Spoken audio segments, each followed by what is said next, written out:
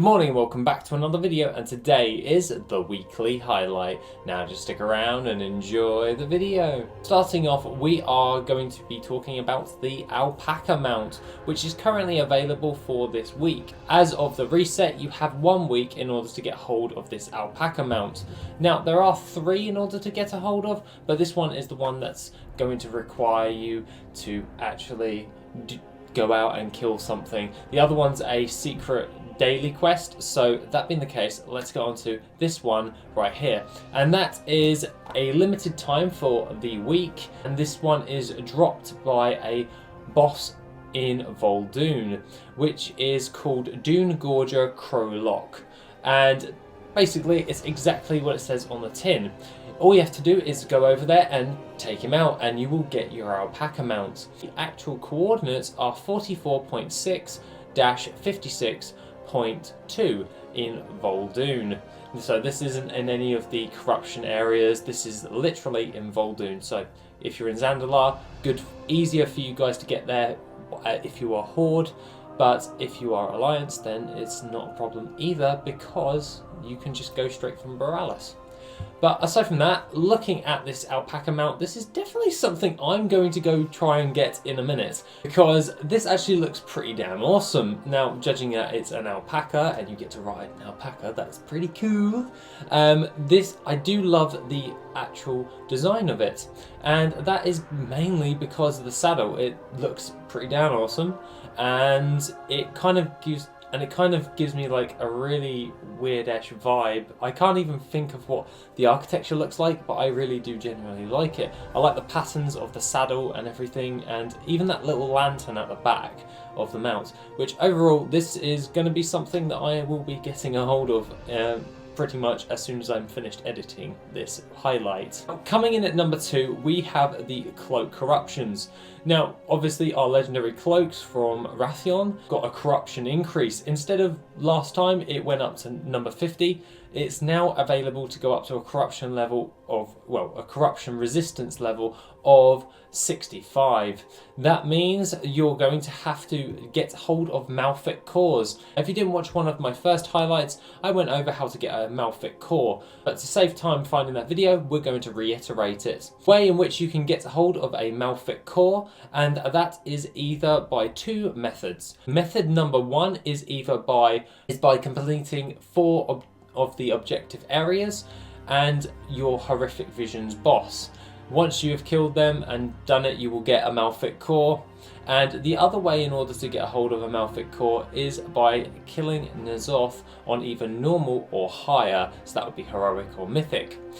Generally with corruption resistance, so overall the corruption resistance has gone up to number 60, has gone up to 65, and if you have a rank 15 cloak but you do not have the 65 corruption resistance, this will require you also to get a hold of 2 Malfic cores, so you will either have to do it once a week if you don't do the raids, and if you do the raids you can obviously get 2 because you can do your objectives. You don't have to raid to get your objectives and do a horrific visions, but with the raiding instance, just join an ordinary normal one, someone's bound to be making up a raid for it. But aside from that, I generally do like the idea of increasing our corruption resistance. I think it's a little bit late in the actual expansion, in my personal opinion, to be editing and doing any of that type of stuff, but aside from that, the corruption resistance has gone up to number 65. Now moving on to the actual exciting stuff, and that is the Shadowlands Alpha. Yes! I've been waiting to talk about this all week, and this is because Shadowlands Alpha maps have now been revealed, and that is the overview map and some of the maps for Torghast. Now, aside from that, I am loving the overview map of Shadowlands. You can definitely see all of the different zones, and you have the Moor, Maldraxxus, Oribos, Bastion, Ardenweald, and Ravendreth. Now, to be honest, I'm actually thinking as a gold farmer, I'm like, how would I best farm these areas just by off the top of my head? And I will be actually making a blanket farm of what I predict will be the farming routes for these zones, looking into the maps and just seeing what would actually be best for the farm. Looking at it, it looks absolutely amazing, and to be honest, I just can't wait now. I'm getting really excited for this, and at the end of the day, it looks badass as hell. The maps are a little bit different than what we're used to. This is all scattered out, so they're like loads of floating islands, all around in like a nether type thing. So I'm kind of getting the gist. It's going to be kind of like the Twisting Nether in Outland, where it's just empty space where you can fly between the two. Obviously, I don't know for a fact because I'm not playing the alpha, and most people don't have access to getting to the other different types of places.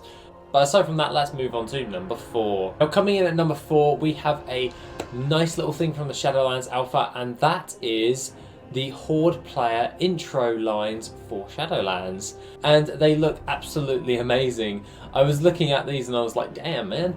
Now obviously for all of the Horde factions, they have specific lines for the introduction to Shadowlands. So like with Blood Elves, it is, your people, the Blood Elves, have preserved through tragedy and betrayal, toil to ensure Azeroth never endures such suffering again.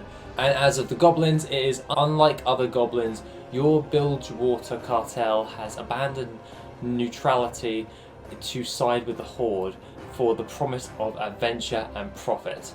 And these lines, reading through these, are actually getting my little theory head going, especially when it comes towards like the undead. And the undead one is, as one of the undead Forsaken, ever been reanimated by dark magic. Through shunned by the living, you tirelessly strive to protect them. Like, these new lines are actually pretty damn cool, and I'm actually starting to get like different types of like feelings towards this.